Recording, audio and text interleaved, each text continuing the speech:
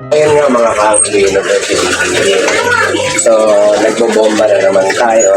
Ito yung ating nalagyan ng tubig. So, dito natin kinukuha yung ating inumin. So, lahat ng ating mga ginagamit dito sa bahay, libre lahat to. Tubig, inumin, hindi na tayo bumibili sa mga water station. Kasi may sarili kaming puso na bigay din ng kalikasan. Gaya ng mga tanim natin dyan, bigay lang din sa atin ni Lord, no? Nagtatanim tayo, tapos pang ulam-ulam natin sa garden. Bibili na tayo, hindi na tayo bibili sa palengke.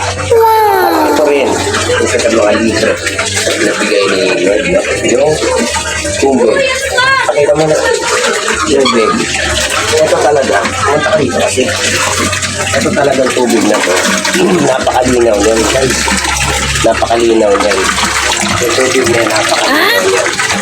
So, yan yung dalawang tubo. Baba ka? Dalawang tubo. Ang dalawang tubo po ang lalim nito. Nahukay ko sa ating poso na to. No? So, kinakaya ko ng dalawang tubo ang lalim. Nakuhaan natin na ayun na binabombahan ko na. Nakuhaan natin ng itim na bato na may bukal. So ginawa natin siya ng bilog.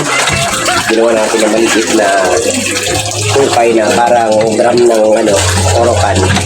Tapos nilagyan natin ng tubong pa ganun para paakyat pataas. Tapos tinakpan natin siya ng semento. Shield tayo semento. 4 na shield. 1, 2, 3, 4, at 4 ito sa ibabaw. Pero yung pangatlo na shield, tinakpan natin ng lupa. Paano? Yung lupa, dinalit natin para yung mga kuwan dito, nasasala pa rin yan. So, Puno na pa.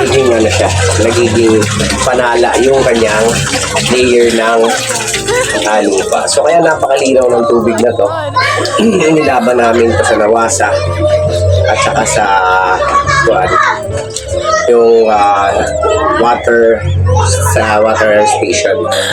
Lagay namin ng isang basong tubig, binabad namin magdamag.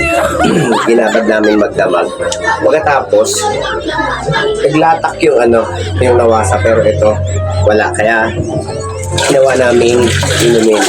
Dito kami kumukuha ng inumin namin.